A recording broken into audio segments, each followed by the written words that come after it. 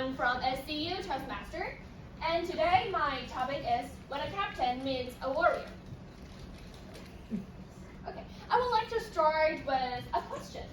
So if you're sailing to a new place, would you rather A, have a detailed map that shows the route to the destination, or B, have a compass and a rough map so that before you get to the destination, you need to explore everything by yourself? I'll give you a few seconds and think about it. I'm going to ask you to raise your hand. Okay, so if A, please raise your hand. Raise your hand. Oh, there's a lot. Okay, and how about B? Oh, so it seems like we have more captains than our warriors. So, okay, there's no picture here. So, I read a book a long time ago. I cannot remember the name, but one of the things that the author said really inspired me. He said that there are two kinds of person in the world. One is captain, and another is warrior. But what are they?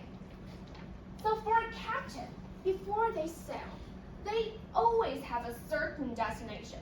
And they do a lot of study before they sail. So even though they're not there, they know a lot about the place.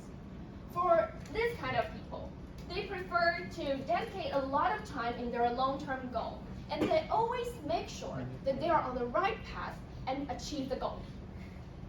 And however, although this kind of focus helps them to excel in one field, it's a little bit tough for them to adapt change. On the other hand, the warrior, they enjoy wandering around without a fixed destination. They love to travel around and go to different places, meet different people, and see different sights. Only thing they want to do is to broaden their horizons. They don't care how much time they spend before they get to the destination. They just want to try everything they want to. So for this kind of people, they might not have a long-term destination or a goal, but they prefer to try different things. They enjoy the feeling of exploring and learn new things. However, for this kind of people, they're a little bit hard for them to stick to one thing and spend a lot of time on it. So it's hard for them to specialize something deeply. I'm not really sure if the test is accurate, but for me, it's really, really accurate because okay, where's the, okay, so, next page. And I am a very captain person. Since I was young, I decided to become a teacher. The young means the 3rd grade of elementary school. So it's really, really early. And after I decided to be a teacher, I spent a lot of time doing some research about this industry. And after I get into senior high school, I spent most of my spare time on learning a lot of related things, like those details of the grammar, how to memorize those vocabularies. I try to excel my writing, or I practice my pronunciation, because I think they're really important for an English teacher, right? So, I feel I'm really lucky that I know what I want to do in a very early age. So I'm always wondering how those people, they don't know what they want to do in the future to decide what they're going to do. So I'm not really sure. Until one day, I chatted with one of my friends. He's such a warrior person. He tried different things every day, and when I asked him, what do you want to be in the future? He doesn't have an answer. So I asked him, what is the meaning of the things that you do every day? And he said, we only know the meaning of the things after we do it. Why do we need to limit ourselves? We are still young. There are still a lot of possibilities.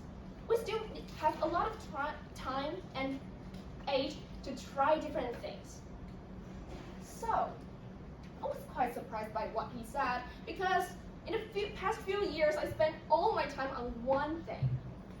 So I decided to do some changes. I feel like maybe I can do something to spice up my life.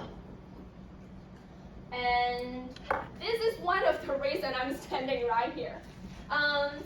This semester, I joined Toastmaster, and I think it's a really cool experience because I know I like to speak English, and I always don't have an environment because when I'm teaching, I'm always speaking Chinese, right? So in Toastmaster, I learned a lot of things. Like, I don't have to be worried about making mistakes because no matter how bad or like how good you speak in English, our teammates or like the people in the club always give you like a full emotional support. So these are the pictures, and this is our club leader, Abby. Hi, Abby. She's always supportive and really work hard. So after I get into this club, I know that sometimes I can do something that's not related to teaching, but I love it. Okay, so in conclusion, I would like to say like life is a journey that's full with surprises. You don't have to limit yourself.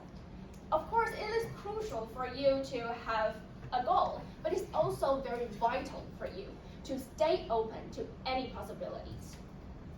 So in the end, I would like to quote a person, and he is a very famous philosopher, Søren Kierkegaard.